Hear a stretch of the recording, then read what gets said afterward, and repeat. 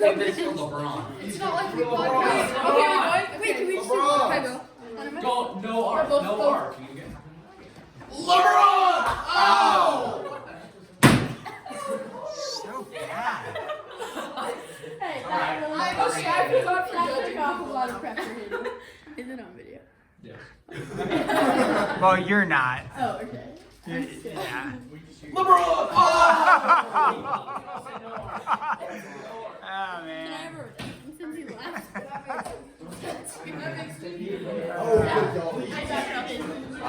What's going on? What's up? It was closer than yours. No, it wasn't. I did realize that there's too much work to adjust it.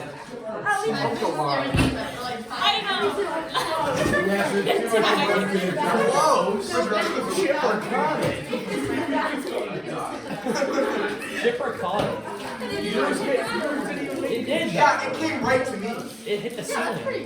Harrison's is like right there. No, it's not. No, it's not. Yes, it was. Huh? No, it did not. It barely made it to me. I did not hit the ceiling. Harry took someone hit the ceiling and it did not hit on me. God damn it. That was Khalid. Who's that? Poodle. Oh. Now you know. Oh, I have. They have hard work.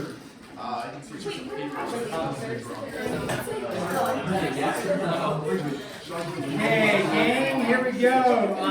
Today, 9-6, right? We're on 9-6, whether you like it or not. More angle measures. Okay, more angle measures.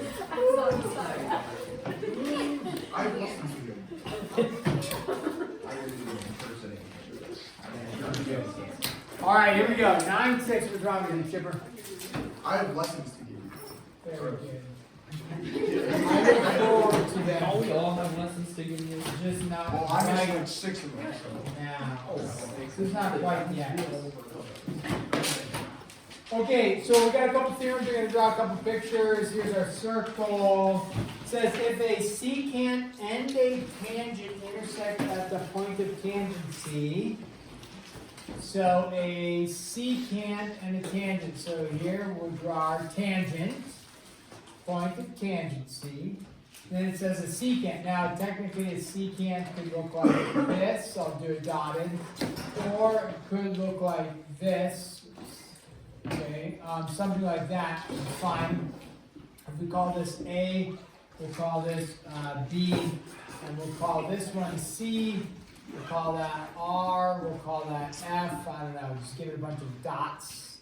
The reason for that is here we have, okay, A and B, point of tangency right there. It says for us, this is theorem 911, if they intersect at the point of tangency, the measure of each angle form is 1/2 the measure of its intercepted arc. So this angle measure form, meaning measure of angle A to B to F, is equal to 1/2 of its intercepted arc.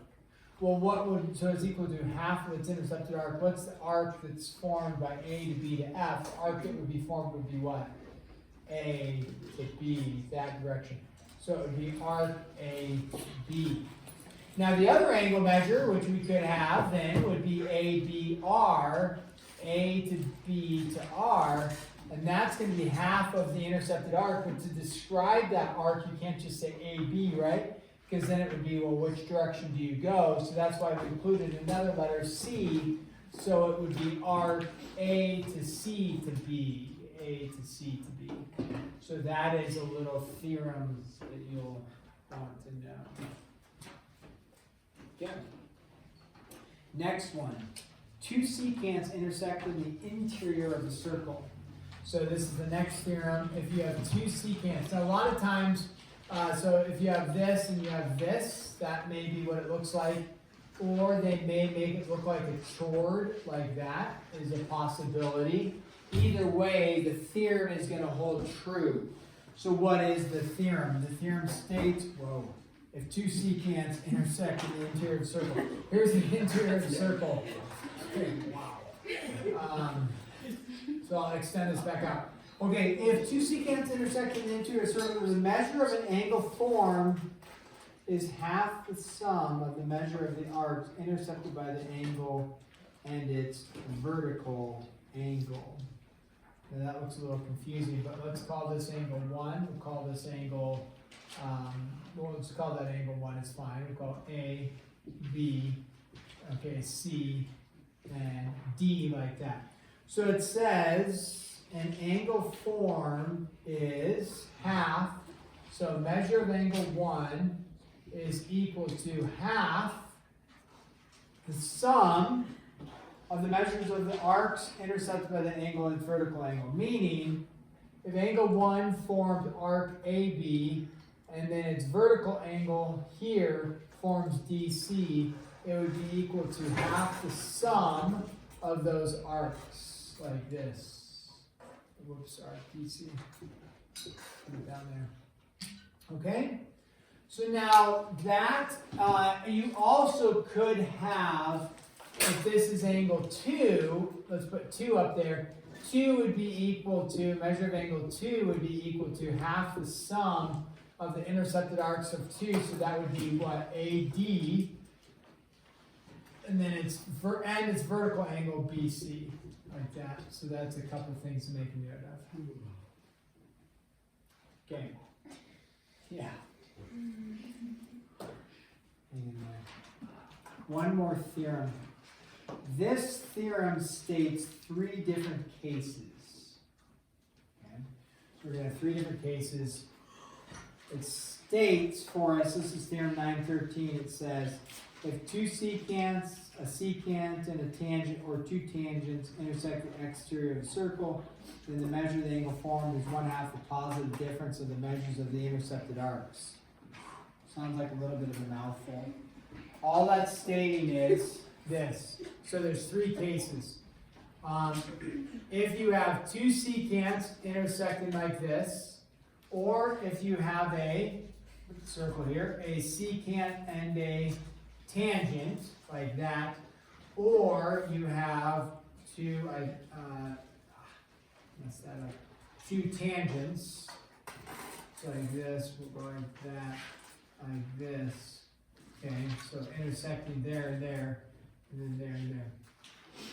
Okay, so those are the 3 cases. They all have the same formula. Okay, whether it's 2, but they all have to come from an exterior point, like this, and then they have to intersect the circle. Either it's 2 secants, a secant and a tangent, or 2 tangents. And it states the angle measure, so whatever angle measure this is, 1, we call it 1. The measure of angle 1 is equal to, it says, 1/2 the positive difference of the measures of the intercepted arcs.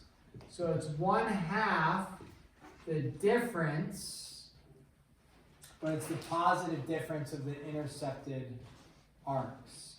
So if you think about this, I didn't label any of them yet, but I could. We could, right, if we call this A and B, and then whatever, C and D again, the positive difference, the nice thing about this theorem is if you mess it up and you put it in the wrong direction, if you took the smaller minus the bigger, it would give you a negative value. It's the right value, it's just the wrong sign. So you know the angle 1 has to be a positive angle, so if you accidentally took the small arc minus the big arc, it would give you a negative value. And you say, oh, well, that's wrong, because I know I need a positive value for the angle measure. So what you're doing is you're just stating it would be arc AB minus arc CD. The bigger arc minus the smaller arc is all it's stating, is that it's a positive value. Here, the bigger arc minus the smaller arc and then here, the bigger arc minus the smaller arc is what they're doing. But it's all the same formula. It's big arc minus small arc divided by 2 is equal to the angle measure formed in any of those 3 scenarios, okay? So I'm not going to give letters to the rest of those. You know, I'm not going to get A, B, C, A, you know, but it would be big arc minus small arc subtracted and then divided by 2. Let's do some numerical examples and then make sure and then set you to task on doing some of the homework. And so this is going to state, find the measure of the angle, okay? So find the angle measure, and if you have, we'll call this number 1. So let's start with this. You have a here and here, like this, and this is 52 degrees and 40 degrees, and you want to find angle 1. Okay, so you're going to have to look at a picture like this. Again, when we get to the test, the reason why chapter 9 test is a little bit difficult is there's a lot going on. Like, you have to remember, oh, is this 2 tangents? Is this a point of tangency? Is this 2 secants? What's going on? Are they intersecting outside of the circle, inside the circle? So we look at this picture, we recognize it's 2 secants, they're intersecting inside the circle, and we come back over to our newly learned piece of information, and it states that the angle measure is equal to the half of the sum of the arcs. So we just take angle 1, okay, angle 1 is equal to half the sum of the arcs in this case. Now, if they're intersecting on the outside like this, then it's equal to half the sum, not the sum, half the difference, right? That's what we're talking about here. They're on the inside, so therefore it's half the sum. So you go, okay, 52 and 40, 92. 92 divided by 2 is 46, okay? So 46 degrees. That one, pretty straightforward for us there. What happens if I have a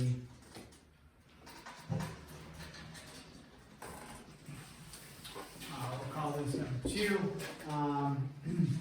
Here is your circle, and you have this, and you have this. Okay, and then we'll call this angle measure 3. Call this 110 degrees. Call this 100 degrees. And call this 80 degrees. Okay, so you see the picture. You see the, so the picture is, okay, what am I looking at? I am looking at an exterior point, check, 2 lines coming from that check, both of them are secants. Now we didn't have too many things here, but we have, they're not intersecting at a point of tangency like this or anything. It's looking like a picture like this, right? Here, and then intersecting 2 secants like that. So what I know is that the angle measure that I'm looking for, so the measure of angle 3 is equal to 1/2. Now, if they're intersecting on the exterior like they are, it is the difference, right? The difference, so you're going to subtract 2 things. Now, it's the difference of the intersected arcs, which means it's not the 110, it's not the 80, it's the 100. And then minus its other intersected arc, which is there. So the arcs that are made by the intersection points. 100 minus that. Now they don't give you that. So how do I find that? Meaning this part right here. That's the unknown. How many degrees are in a circle? 360. So how many degrees do I have left? 70. Okay. That seems reasonable to me. So Harry just subtracted from 360 and got 70. So you go 100 minus 70, which is 30. 30 divided by 2 is 15 degrees. If you messed it up, quote unquote messed it up, right? You did 70 minus 100, you would get negative 30 divided by 2 is negative 15, and then you're like, oh, never mind, it's an angle measure, so we're going to make it positive. It's a positive 15. So if you do get a negative out, it's probably because you just made a little technical error that way. I don't know if you have to do any of those. I don't know if I'm going to give you an example of those. On that one, I don't think. What numbers do you guys have? 13 to 49 odd.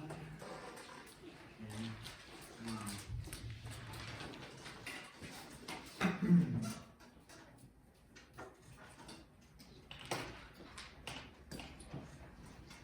Okay, some of these, I'm not going to do an example of this, but like the ones you end up doing in your homework, you're going to have like a picture like this, and then you're going to have, you know, stuff that's looking like this, and then you have something coming through like that, and then you have something coming down like that, and then you got a little bit of, you know, this action like this, and then you got a little bit of that action like that, and right, so you get all this chaos going on. And I know it's like trendy because you're, what it comes down to is you're just not informed or you're lazy. Let's go with not informed. The appropriate thing to do would be not to just write a bunch of information in your book. The appropriate thing to do is redraw the picture. One of the things in redrawing the picture is if you're trying to figure out, because you're going to have to figure out a bunch of angle measures and things like that, it can prove helpful that if you're trying to find angle measure 1, the chaos that ensues based off of all the other stuff can be a little bit like, whoa, there's too much going on. You break it down to what's necessary. And you realize like, oh, maybe those pieces like that aren't necessary. And however you want to do it, it's easy to erase with my finger on the board, maybe harder in your book. Or not your book, but on your paper with your eraser. But you look and you're like, oh, I'm looking at two tangents intersecting the circle. How do I find the angle measure with information given? And you come back and you say, oh, I'm looking at a picture like this. So it can prove helpful to draw the picture, but try to only draw the pertinent parts, the important parts for the problem you're looking at. So don't be afraid to draw 1, 2, 3, 4, 5, 6 different pictures. Use lots of paper on it that represent the different parts that you need rather than looking at the one giant complex system. Make sense? A little bit on that. And on the test, if the problem was like that, you might have to break it down and redraw it yourself to figure out what you need off of that piece of information. Okay? So let's stop there. 20 minutes, work on HW or eat your hardened fruit snacks.